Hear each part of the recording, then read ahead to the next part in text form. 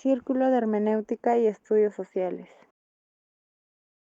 Ahora vamos a hablar de ciertas presuposiciones básicas que tiene la hermenéutica, que todas deben ser remitidas de una u otra forma a Ser y Tiempo. No tengo la pretensión de el día de hoy hacer una lección magistral sobre Heidegger, ni sobre Gadamer, de quien también hablaré, y eventualmente sobre algún otro, sino el objetivo de esta sesión es tratar de explicar cuáles son los principios, vamos a decirlo de esta manera un poco metafórica, los arjai del trabajo en hermenéutica. Esto se hace en consideración de que no todas las personas que están acá tienen el mismo nivel de compenetración con el discurso de la hermenéutica. Para esto he preparado, como siempre, un PPT mínimo que va a servir simplemente de orientación para poder exponer las cosas con más ánimo. Qué bien que ya están llegando los invitados. Entonces me voy a orientar mostrándoles el PPT. Pero no este ni este, sino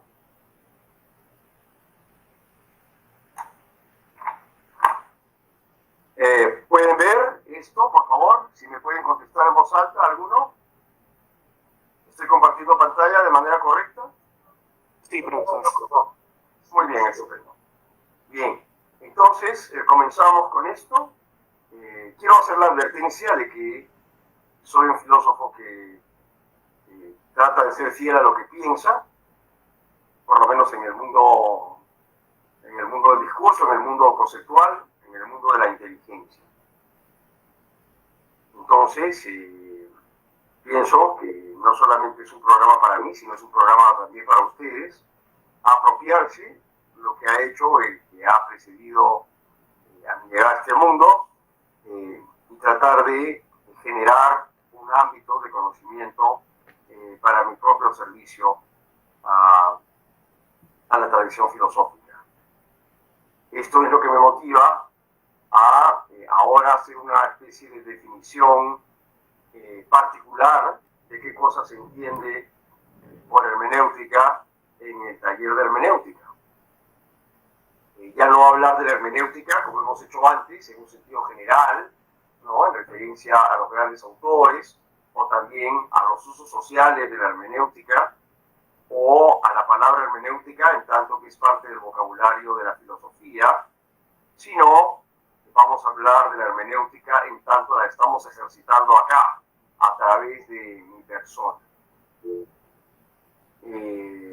Voy a subrayar dentro del PPT, cosa que felizmente me permite la tecnología moderna, la expresión experiencia del otro.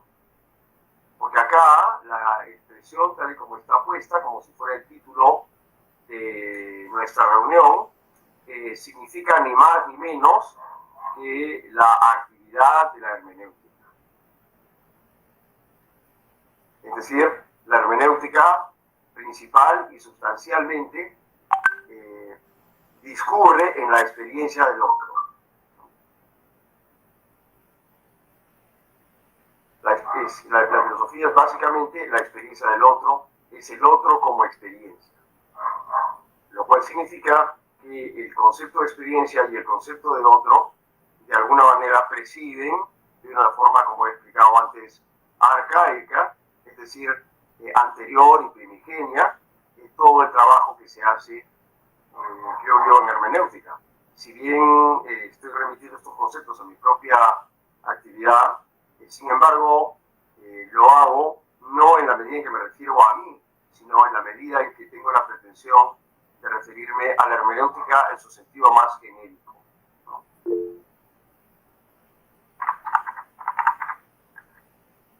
Entre muchos de los que aquí asisten, existe el interés por la transmisión cultural de la filosofía. Por lo general, cuando somos llevado por la academia y las universidades al pensamiento del otro y al otro como una experiencia de algo no mío, de algo que es un no yo. Este no yo siempre tiene una característica, vamos a decirlo así, simpática. Es un otro que genera al que lo mira sentimientos de adhesión, de una curiosidad bondadosa, de una suerte de complicidad armónica. De tal manera que nos imaginamos el encuentro con otro, especialmente el otro que es un humano, como si fuera un mí mismo, como una diversidad que solo puede ser representada adecuadamente con la empatía o con la simpatía. Como ustedes se dan cuenta, yo busco al azar imágenes del otro y siempre el otro es agradable, me expresa, se expresa y me expresa y nos expresa el rostro mejor.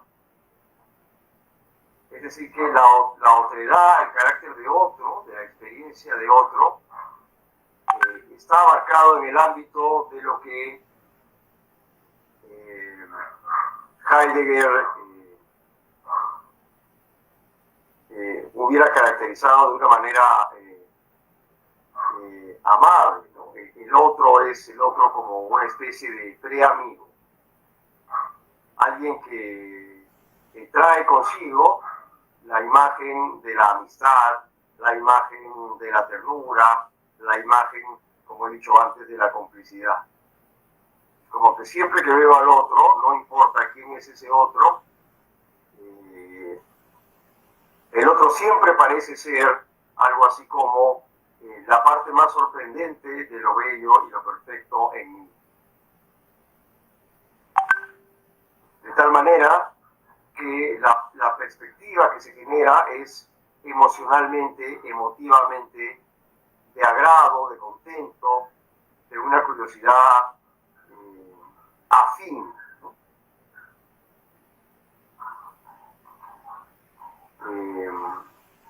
No es razonable que estar alerta frente a los buenos sentimientos, puesto que los buenos sentimientos de alguna manera constituyen el mundo ordinario del hombre.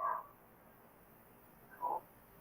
Pero Heidegger llamaba a esto que estoy describiendo a través de estas figuritas aleatorias de otros que me saludan, me sonríen y me hacen chino, ¿no? En este sentido de se hacen simpáticos, ¿no? Hasta los más feos se vuelven bonitos cuando uno los piensa como otros de esta manera, ¿no? Dice, a diverse word is a beautiful word. Es decir, que siempre que veo a otro, nunca me encontraré con lo feo, con lo horrible, con lo desagradable, ni tampoco con lo hostil, ni con el enemigo, ni con una experiencia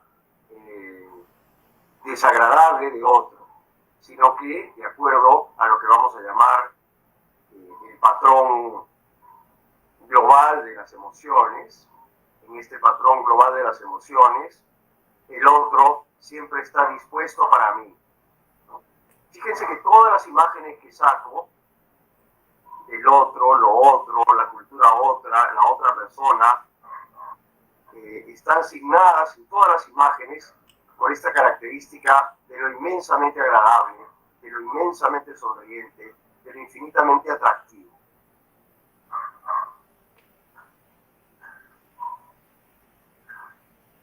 Hasta podríamos decir incluso de lo maravilloso, pero no lo maravilloso que da lugar a la metafísica, por su carácter,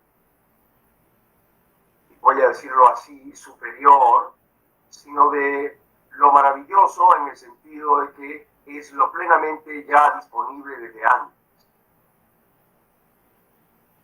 Acá el nórdico y el chino tienen una relación,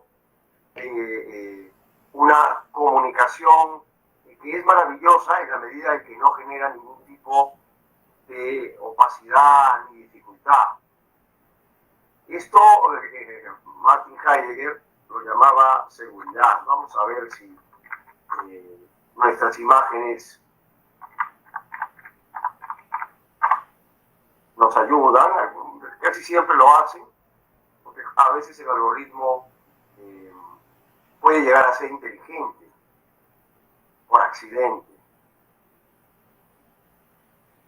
Y acá no hay ninguna imagen de la que me hubiera gustado, pero Heidegger hubiera catalogado estas imágenes desde un punto de vista emotivo, emocional, como la representación de la seguridad.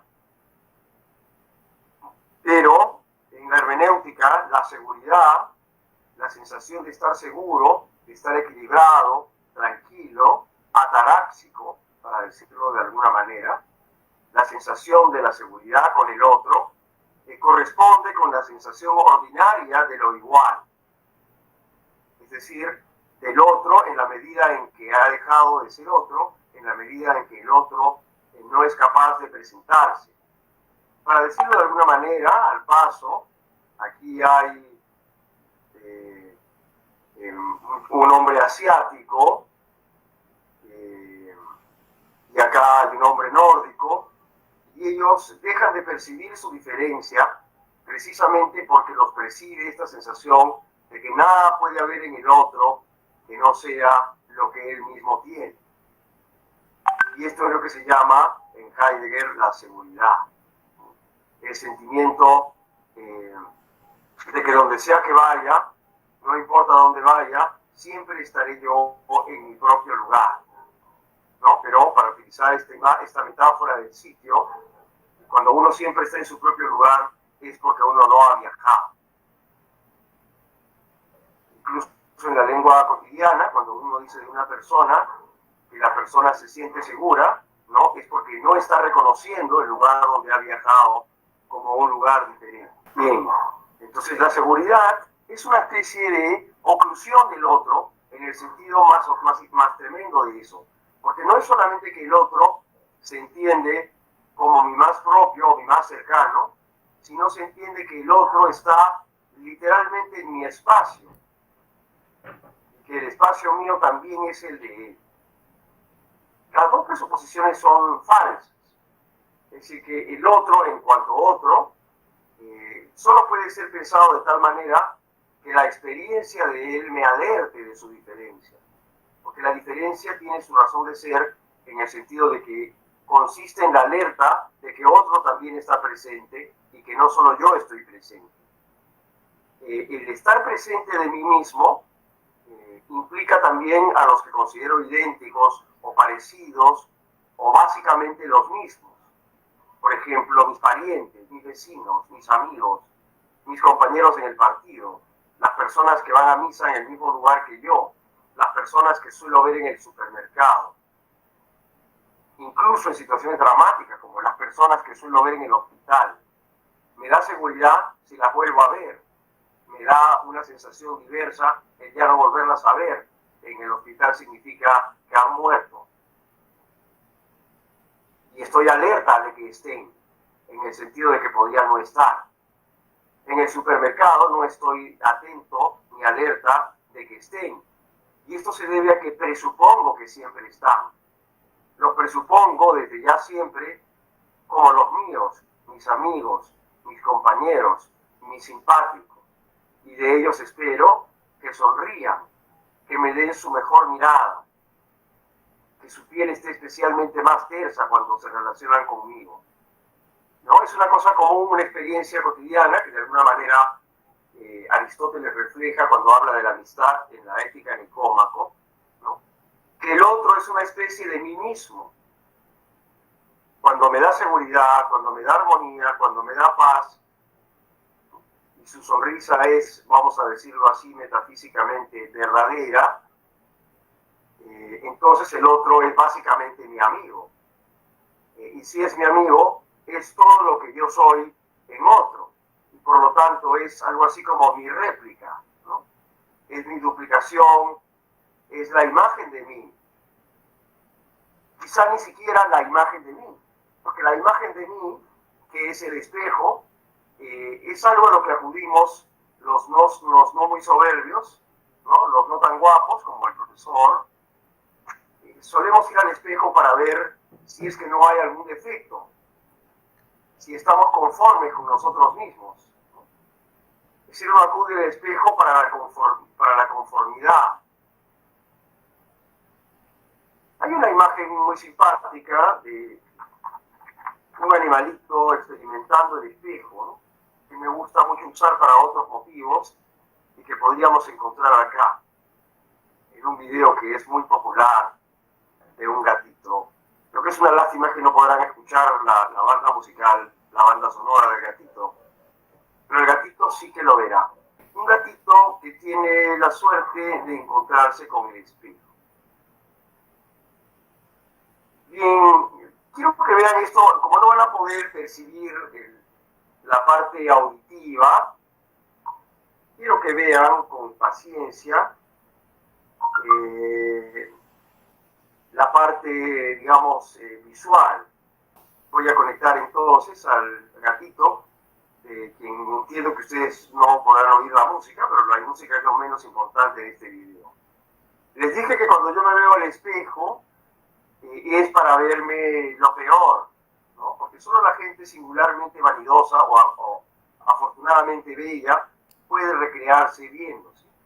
El ser humano ordinario, como somos la mayoría de ustedes y yo, nos vemos en el espejo para buscar lo que nos cuestiona,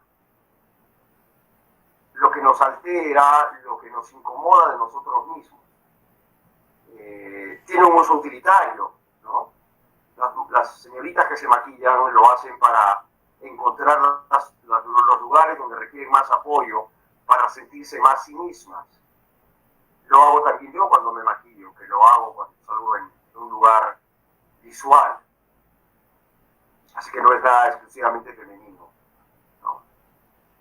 También cuando un caballero se está acomodando la corbata, va al espejo para buscar sus males, sus errores, su disconformidad, su inquietud, y transformarla en seguridad. Viendo el acontecimiento de este gato, es algo, una cosa profundamente ontológica. Es un gato extraordinariamente ontológico porque está perplejo de sí mismo, ¿no? Le cuesta comprender, mejor dicho, aceptar que lo que es en el espejo es él. Y miren cómo tiene cosas como que se ronda a sí mismo, se vigila a sí mismo, ¿no? Afortunadamente no es el único. Miren, acá vamos a ver a otro gato aleatorio que yo no recuerdo haber visto antes.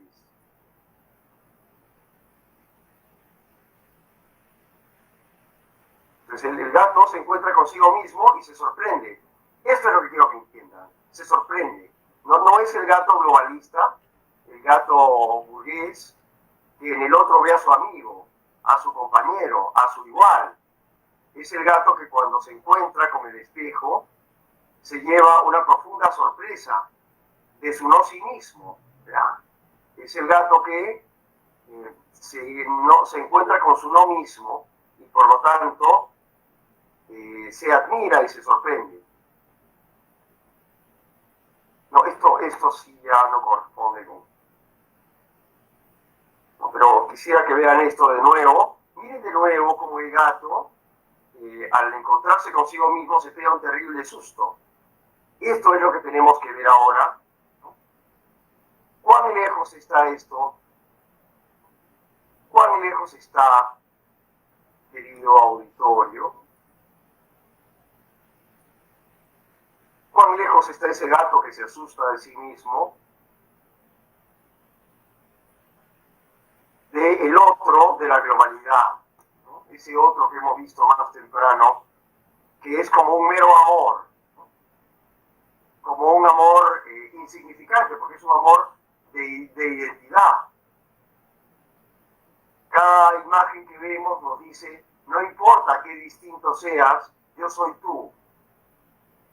Y por lo tanto el lazo de todos los que son otros implica su no otro. Comparen ustedes estas imágenes burguesas del otro. No quise ser ofensivo con burgués, solamente quise decir, digamos, de la cultura promedio, del mundo global, de las bebidas homogéneas y los artefactos comunes, ¿no? El otro siempre me está poniendo la mejor cara, ¿no? Claro, cuando yo era joven eran siempre caras de personas caucásicas, muy bonitas, ¿no? En cambio ahora hay una estrategia distinta para mostrarme que el otro, no importa lo diverso que sea de mí, o que esté lleno de algunas enfermedades horribles en la piel, o que sea un viejo, etcétera, de todas maneras es la parte mejor de mí y nunca la peor. Pero en el gato mismo que se encuentra a sí mismo y que no está encontrando a otro, sino que ve la imagen de sí mismo a la que no está acostumbrado, ese es el que se pega la sorpresa, ¿no? Bueno, Heidegger trabajó esto en Ser y Tiempo, colocando en Ser y Tiempo el punto de partida, en Ser y Tiempo, el punto de partida,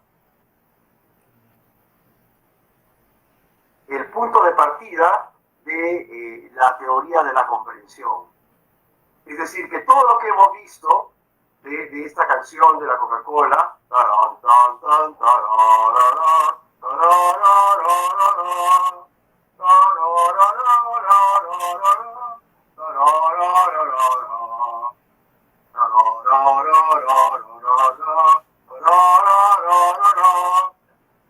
bueno, Heidegger pensaba, y yo y los gatos estamos de acuerdo con Heidegger, en que el acontecimiento más fundamental y más primario del encuentro con el otro es todo lo contrario de la seguridad.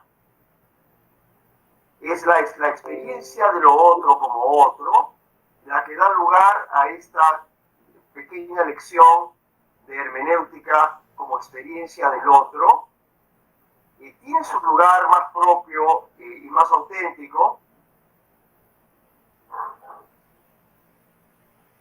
en la medida en que ese otro se constituye en objeto de mi sorpresa más fundamental. Y la sorpresa que uno tiene no se parece, en sentido originario, tanto a la de las personas que se encuentran idénticas sin importar su diferencia, sino al gato que se encuentra idéntico consigo mismo y se sorprende y se asusta. Aquí he elegido justamente porque no podría hacerlo de otra manera, siendo como soy una persona que ha pasado el umbral de la visión, porque veo más de lo que deseo ver y veo menos de lo que deseo ver. Este es el índice de Heidegger en su obra Ser y Tiempo. Y hay una serie de partes preliminares que creo que todos los que han estudiado filosofía contemporánea con eficiencia deberían reconocer, ¿no?, acerca de la pregunta por el ser, el problema de la pregunta por el ser y cómo es necesario rehabilitar esa pregunta a partir de la fenomenología humana, ¿no? La fenomenología de lo que Heidegger llamaba el ser que está ahí, el ser ahí, el Dasein. Por si acaso hubiera alguna persona entre ustedes que jamás hubiese escuchado la palabra Dasein, lo cual no sería nada alarmante. Para esos casos excepcionales y pocos, pongo Dasein, que es una palabra alemana, compuesta, aglutinante, ¿no?, que significa ser ahí.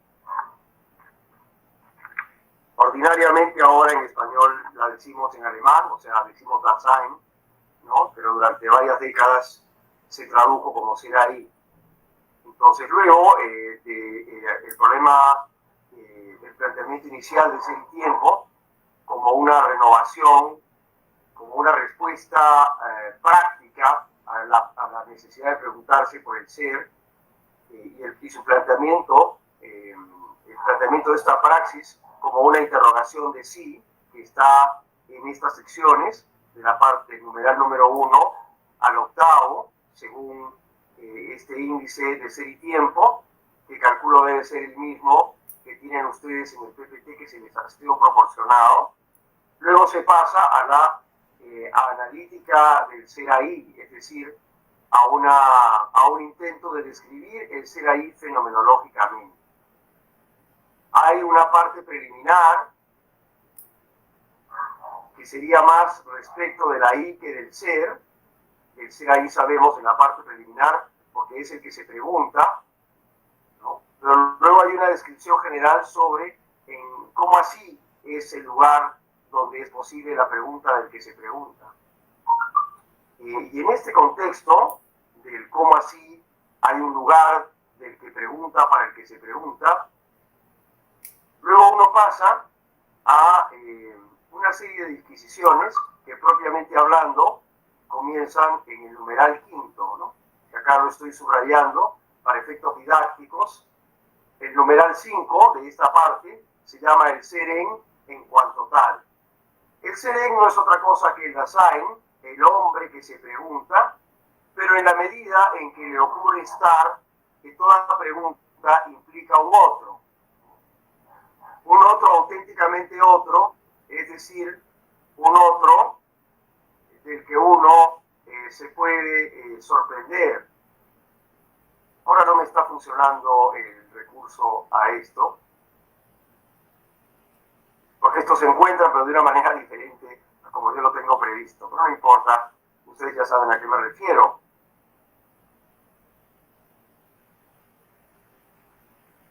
La experiencia del otro, entonces, está a partir del numeral 5, como la experiencia fundativa, la experiencia en que tiene sentido que el que se pregunta se haga la pregunta.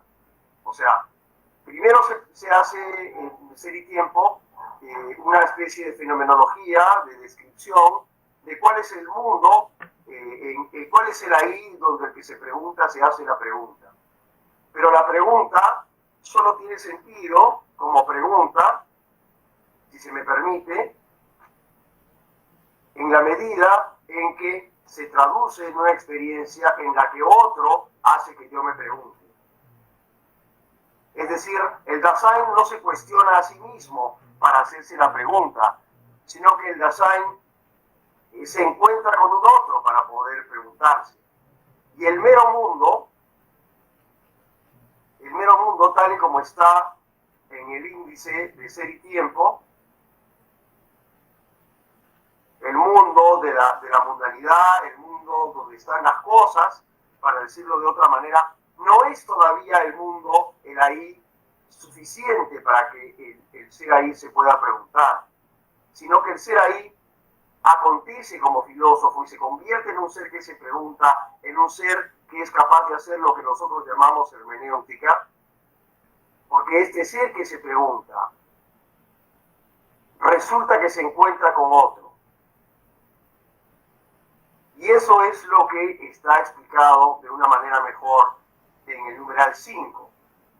Con riesgo de ser algo redundante y de no ser entretenido para mi auditorio, verán que el número 4 otra vez se plantea al Dasein como el ser que acontece en un mundo, que se encuentra con un mundo y donde allí ve gente. Porque ser con es una experiencia, es un término técnico, el ser con, que implica que el mero hecho de estar en el mundo hace que el Dasein ya sepa que hay otro. Pero ese otro no aparece originalmente como el que me pregunta, sino más bien como el que no me pregunta, ¿no?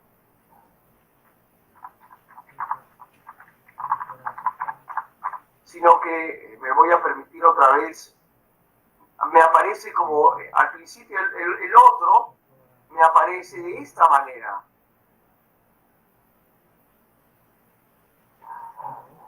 Este es el mundo que vamos a llamar el mundo burgués o también el mundo de las democracias liberales. Es el mundo donde todo lo que acontece, incluso el otro que acontece, no es más que un poco más de las otras cosas. Es decir, los otros que acontecen no son más que parte de la escenografía de mí, ¿no? Son la escenografía de mí, son el portal de mí, son el trasfondo de mí en tanto que yo. Por esa razón es que esos otros son unos meros otros, que no son acontecimiento, sino que son unos meros otros que están simplemente allí, como podría estar como parte de la escenografía de mí, que esa es la pretensión de esta propaganda, una lata de esta bebida cancerígena que conocemos como Coca-Cola, ¿no? ¿Qué está ahí? Y que es justamente lo que nunca me cuestionaría, ¿no? Es el ejemplo de lo no cuestionador. En este momento, siendo ya una persona mayor, no consumidora del mundo de la seguridad, quizá ya no recuerdo muchas propagandas de la Coca-Cola, sino tan solo tengo esta canción de la armonía que he tarareado antes porque hasta la letra ya se me ha vuelto insegura con el tiempo. Eso de ta ta ra ra ra ra ra ra ra ra ra ra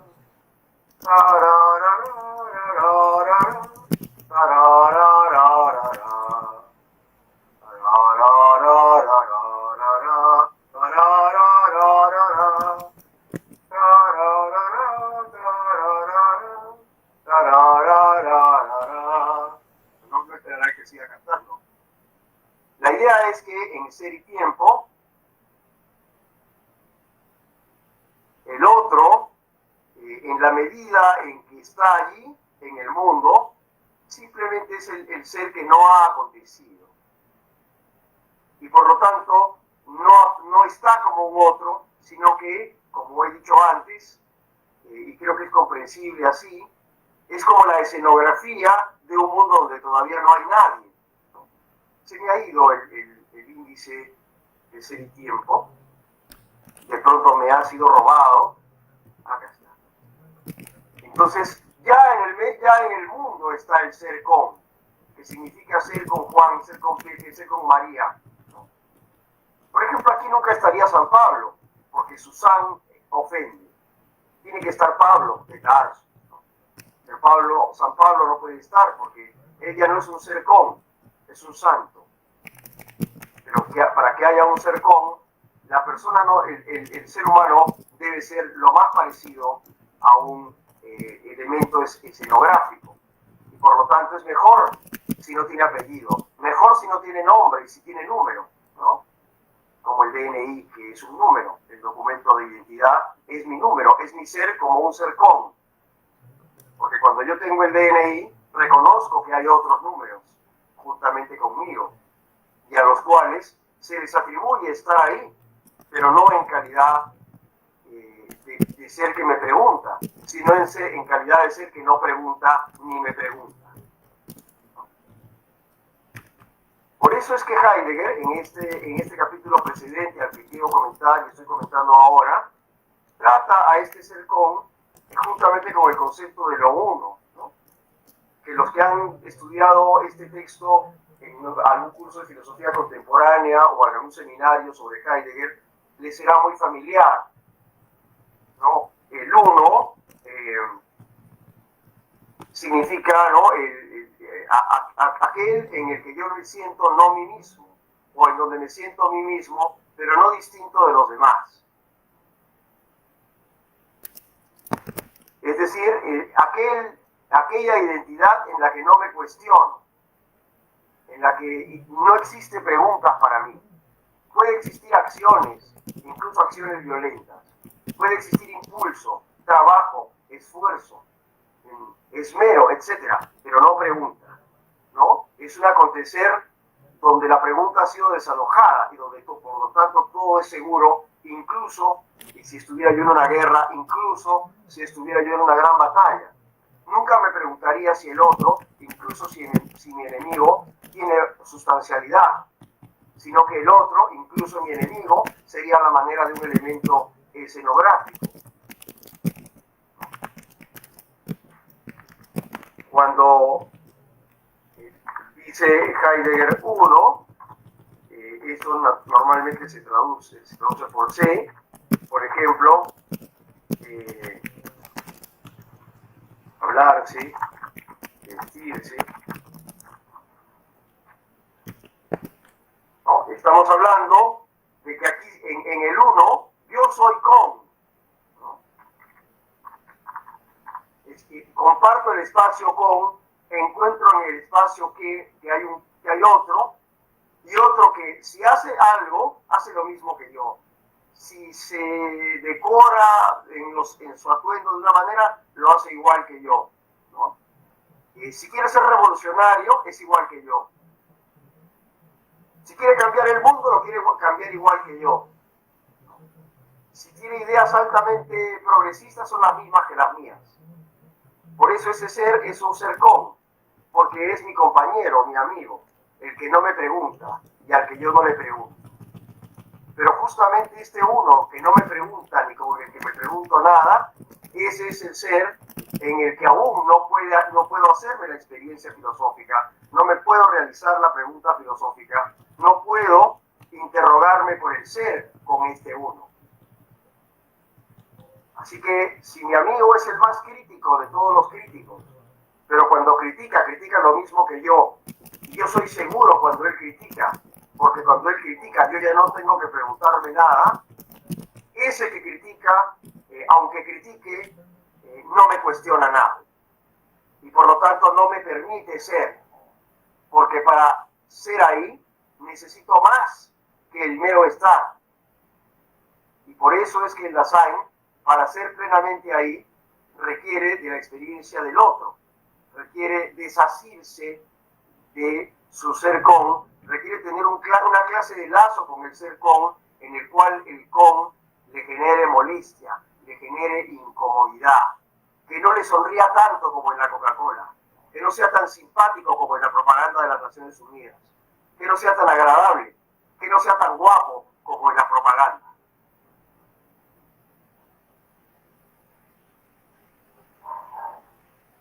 Y eso es lo que nos lleva al ser en cuanto tal. Para yo poder estar ahí de tal manera que yo mismo sea no escenografía, yo mismo sea no mueble, no objeto, no cosa que está ahí, sino que sea aquel que es capaz de interrogarse por el ser, es decir, de hacer lo que está planteado al inicio del libro. Necesito que no solamente haya alguien al costado, que sea conmigo, necesito otro en un sentido más radical, que sea algo tal que ya no pueda ser escenografía. El que es con tiene una característica además interesante, porque el ser con, si se me permite decirlo de alguna manera, es un ser escenográfico. Quiere decir, es un ser cuya plenitud implica que yo no me cuestiono nada. Y como no me cuestiono nada, tiene las características de una foto, de una imagen. Es como si estuviera allí solamente para generar un conjunto, para generar una armonía, de la cual yo encuentro que ocupo, por ejemplo, el lugar centro izquierdo hacia abajo, mientras que el otro está un poquito más arriba, o 20 centímetros a la derecha, o 50 centímetros más arriba. Así que este ser es un ser escenográfico y que por lo tanto implica esta característica, la inmovilidad. Hay una, frente a la seguridad emocional de este otro con, hay una característica ontológica que es la inmovilidad ontológica.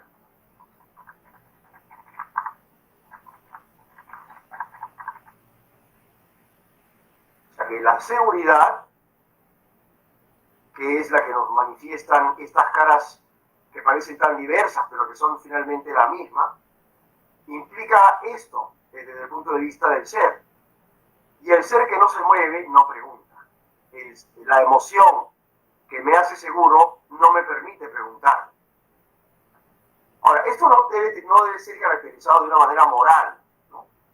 O sea, que no es que el que me cuestiona es mejor que el que no me cuestiona, ni que lo inmóvil es inferior a lo que se mueve, sino simplemente hay que tomar en cuenta que si todo lo que hay tuviera las características de la seguridad y de la inmovilidad, si fuera emocionalmente seguro y ontológicamente inmóvil, entonces nosotros no podríamos ser Dasein. y seríamos un no Dasein.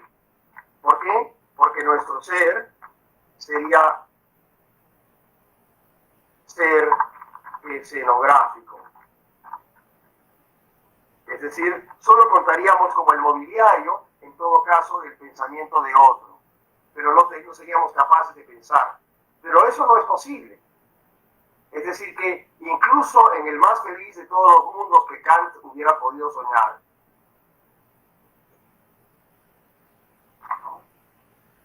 incluso en ese mundo donde no hubiera más otros incómodos que llenaran de inseguridad el mundo, y donde estando todos seguros estuviéramos incluso felices,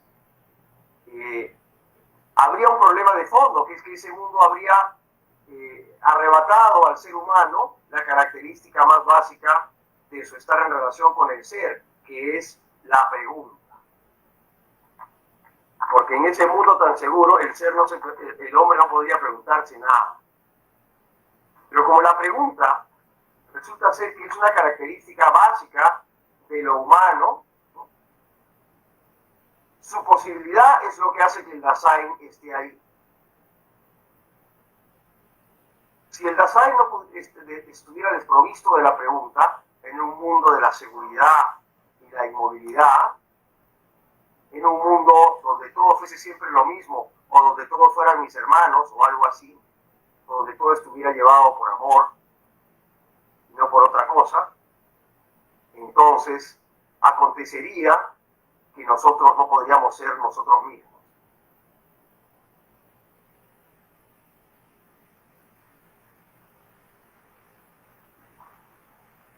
Entonces, tenemos que, en este sentido, mi posición es que hay un rol decisivo que juegan los parágrafos de la parte A de la sección 5, ¿no?, de esta primera sección de la analítica del ser ahí, ¿no?, dentro de ser y tiempo.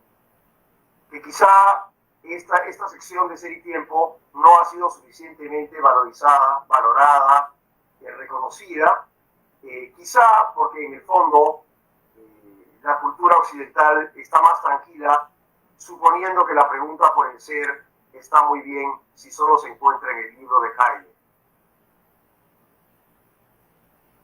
Pero si Heidegger tuvo razón y la interrogación por el ser en el fondo es una característica del ser humano,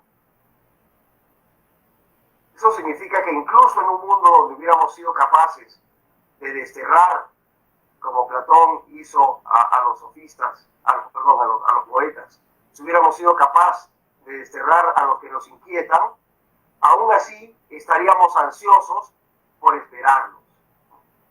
Y eso es quizá la lección más importante que yo he recogido del pensamiento político de Yanni Batman. Que quizá el ser que pregunta, el ser que se pregunta filosóficamente, el ser que hace hermenéutica, es un ser que anhela al otro. Que anhela al otro en la medida en que en el otro tiene la experiencia que le hace posible hacer filosofía.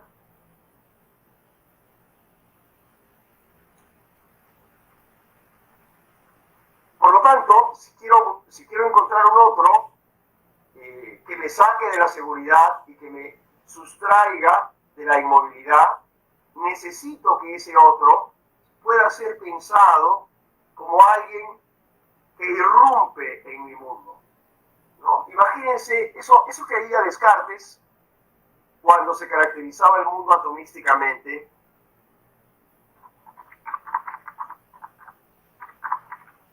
Él pensaba que el mundo del cual estamos haciendo cuestionamiento, es un mundo inmóvil por naturaleza. Es decir, está formado por muchos segmentos que se podrían mover, pero que en principio no se mueven, porque cada uno de ellos es autosuficiente.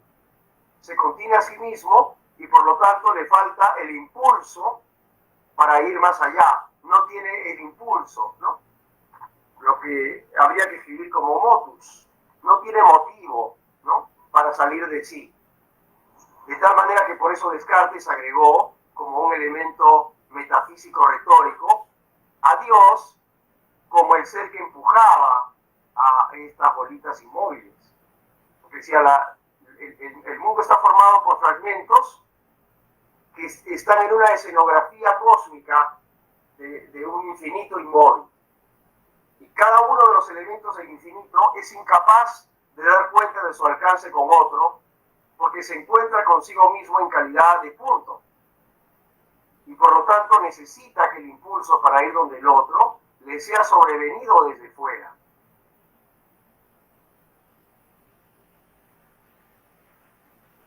Es decir, tiene que haber otro que resuelva el movimiento.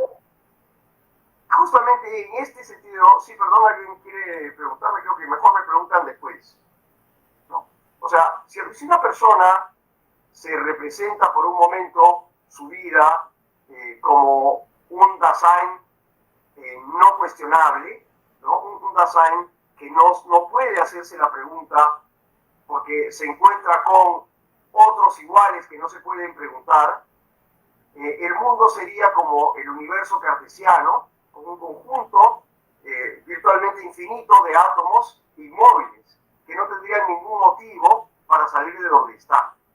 Y que por lo tanto, en la metafísica cartesiana, serían otros sin movimiento, estarían seguros, puesto que cada uno tendría su sitio, y no podría ser invadido por otro, sino que cada uno estaría hasta resguardado por otro.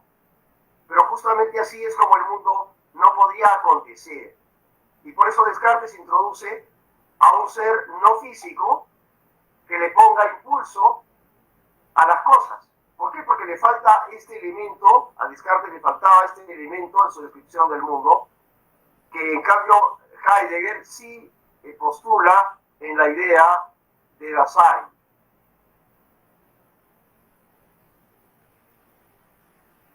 Que es este elemento de el otro.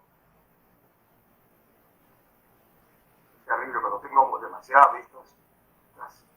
Bueno, no encuentro la referencia, pero estábamos en el numeral 5, ¿no? De la primera parte de ese tiempo.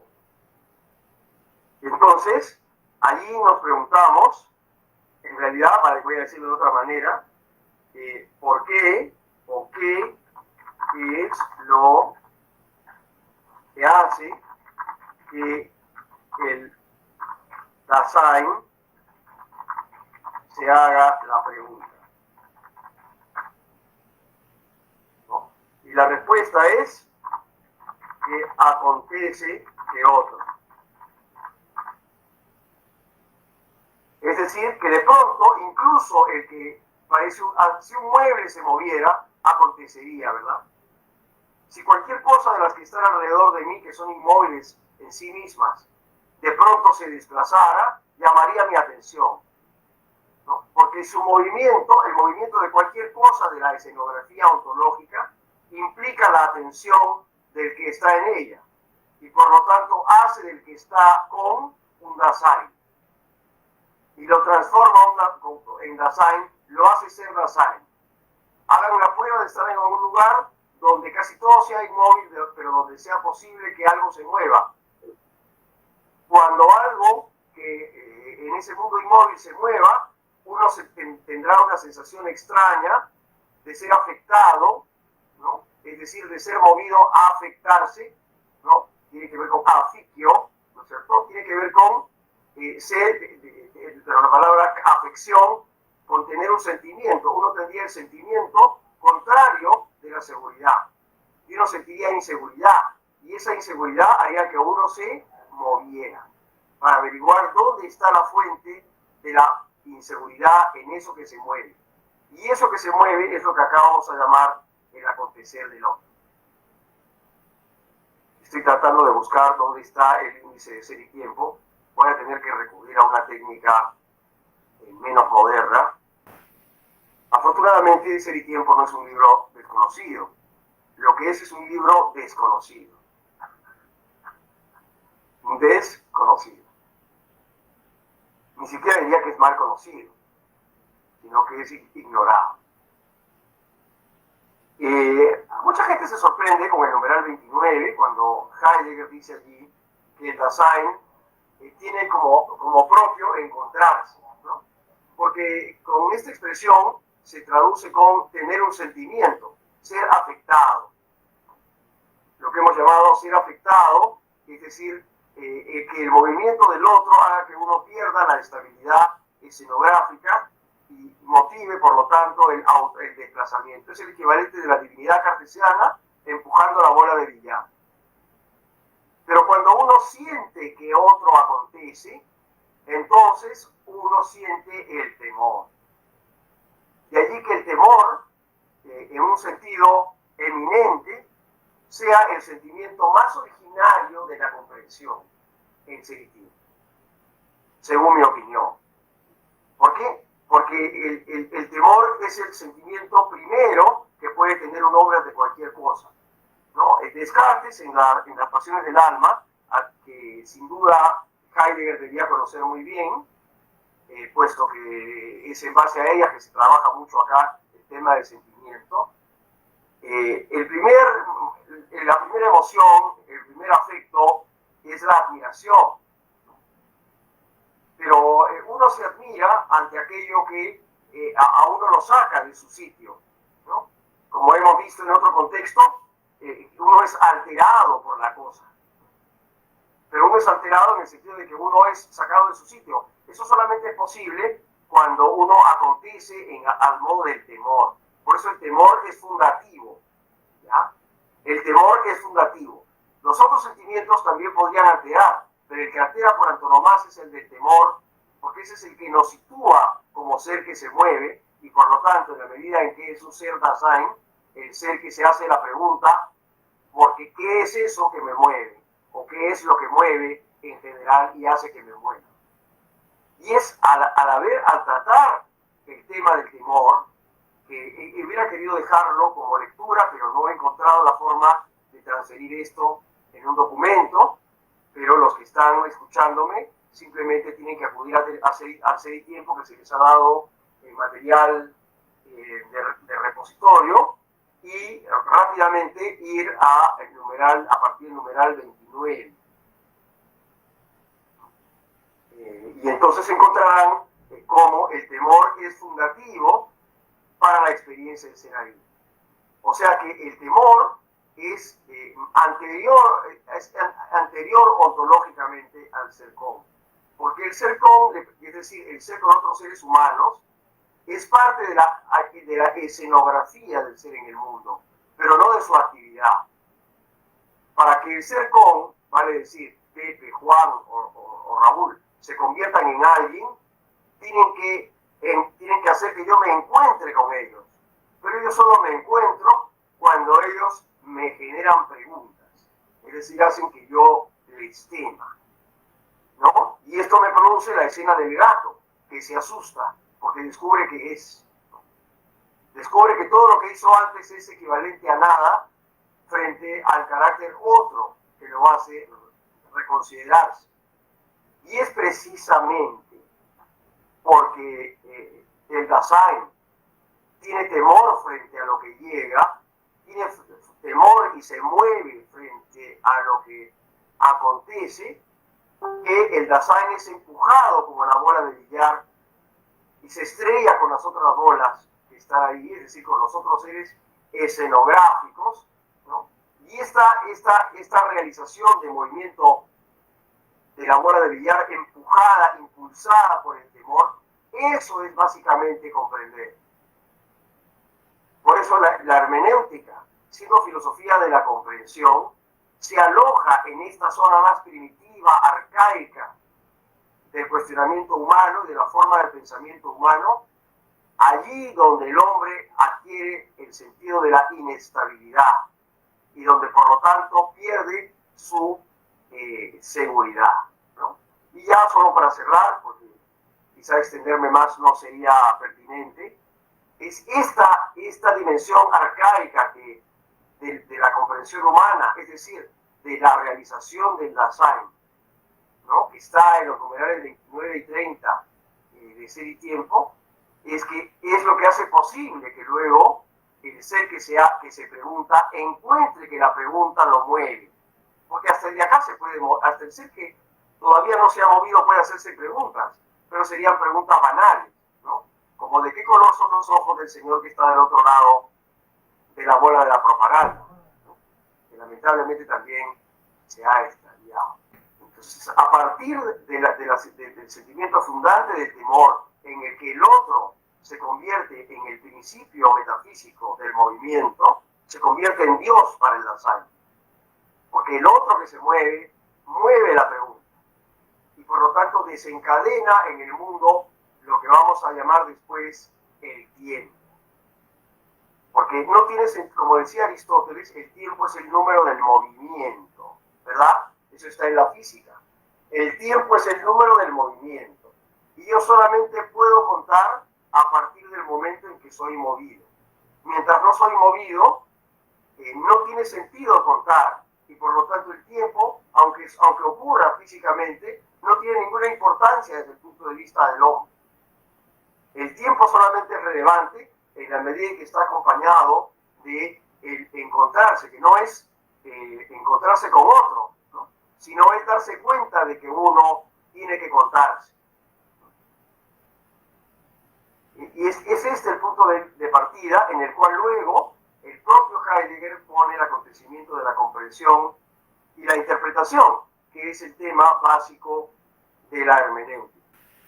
Vamos a resumir todo con esta imagen del gato.